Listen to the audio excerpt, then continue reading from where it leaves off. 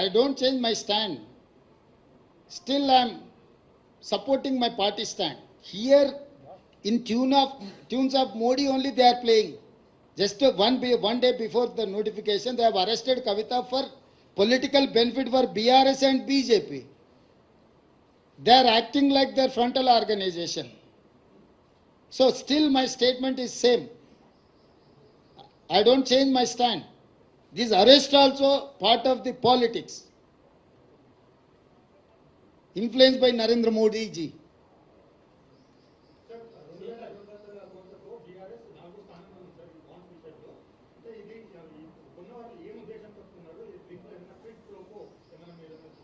అంటే ఏ బాండ్స్ ఎవరికి ఇచ్చిండ్రో ఆ లెక్క కూడా బయటపెట్టమని సుప్రీంకోర్టు చెప్పింది.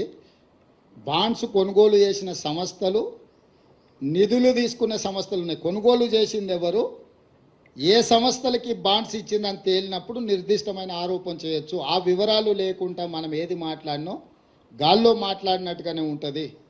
కాబట్టి సుప్రీంకోర్టు ఆదేశాలు ఇచ్చింది, మీరు కొనుగోలు చేసిన బాండ్స్ ఎన్ని, ఏ రాజకీయ పార్టీలకు ఇచ్చిండ్రో కూడా మీరు వివరాలు బయట పెట్టాలని చెప్పింది. ఆ వివరాలు వచ్చిన తర్వాత పూర్తి వివరాలతోని కాంగ్రెస్ పార్టీ మాట్లాడుతుంది.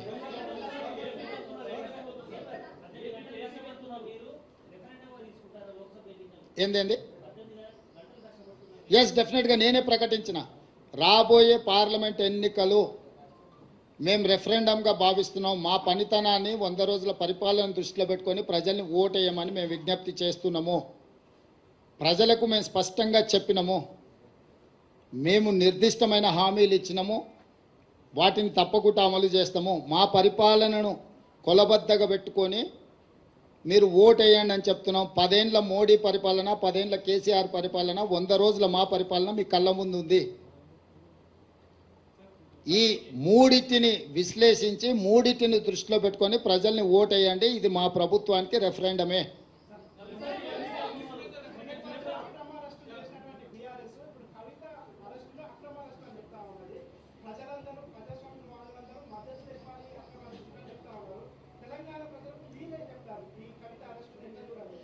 నేను అనేది ఏంటంటే ఇది ఎన్నికల స్టంట్.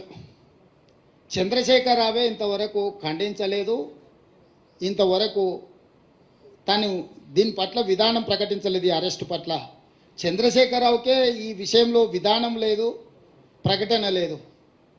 ప్రతిపక్షాలుగా మేము చెప్పేది ఒకటే, అవినీతి పరులు ఎవరున్నా శిక్షించాల్సిందే. కానీ ఆ ముసుగులో మీ రాజకీయ ప్రయోజనాల కోసం ఒకరోజు ఎన్నికల నోటిఫికేషన్ వచ్చే ముందు మొత్తం పెద్ద డ్రామాకు తెరలేపి ఒక పెద్ద డ్రామా కంపెనీని నడుపుతున్నట్టుగా అనిపిస్తుంది.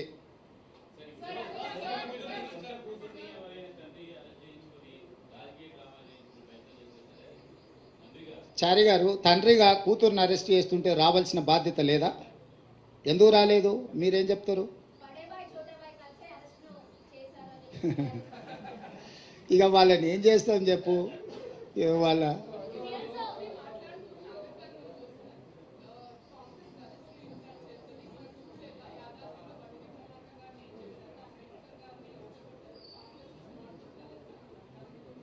ఈ దేశానికి రాష్ట్రపతిని చేసింది దళితులను కాంగ్రెస్ పార్టీ, వివిధ రాష్ట్రాలలో ముఖ్యమంత్రులను చేసింది కాంగ్రెస్ పార్టీ, ఇక్కడ సిఎల్పి లీడర్గా దళితుని చేసింది కాంగ్రెస్ పార్టీ. ఇవన్నీ పక్కన పెడితే కాంగ్రెస్ పార్టీ అధ్యక్షుడు దళితుడు. సో మాకు దగ్గు నేర్పొద్దు. మోదీ గారికి ఏదైనా ఓట్లు వేయించుకోవాలన్న ఆలోచన ఉంటే ఏదైనా మాట్లాడమనుంది. బంగారు లక్ష్మణ్ కూతుర్ని అవమానించిండ్రు, జాతీయ అధ్యక్షుడిగా పనిచేసి బీజేపీ కుట్ర చేసి ₹1,00,000 లంచం కేసులో పార్టీ అధ్యక్షుడిని ఇరికిచ్చిండ్రు వాళ్ళే. అంటే ఒక దళితుడు వాళ్ళ పార్టీ అధ్యక్షుడు అయితే అతను 3 ఏళ్ల సమయాన్ని కూడా పూర్తి చేయనీయలే. ఇవాళ వారి కుటుంబాన్ని వీధికి వదిలేసిండ్రు, బంగారు లక్ష్మణ్ గారి కుటుంబాన్ని. ఈ విషయాలన్నీ కూడా మోడీ గారు దృష్టిలో పెట్టుకొని వాటిని కూడా ప్రస్తావిస్తే బాగుంటుంది. టికెట్ కాదు, గౌరవం అన్నా నేను. గౌరవం వేరు, టికెట్ వేరు. టికెట్లు పరిస్థితులు పరిణామాలను బట్టి టికెట్లు ఇస్తారు, టికెట్లకు కొలబద్దలేదు. గౌరవం గురించి మాట్లాడుతున్నాం. ఆ కుటుంబానికి జరిగిన అవమానం వాళ్ళ కూతురే వచ్చి ఏం చెప్పిందో నాకు తెలుసు, నేను ఇక్కడ ప్రస్తావించదలుచుకోలేదు. తప్పకుండా బంగారు లక్ష్మణ్ గారు ఒక దళిత నాయకుడు, ప్రాంతం నుంచి జాతీయ స్థాయికి ఎదిగిన నాయకుడు. వాళ్ళ కుటుంబానికి గౌరవం ఉండాలని మేము కోరుకుంటున్నాము. గౌరవం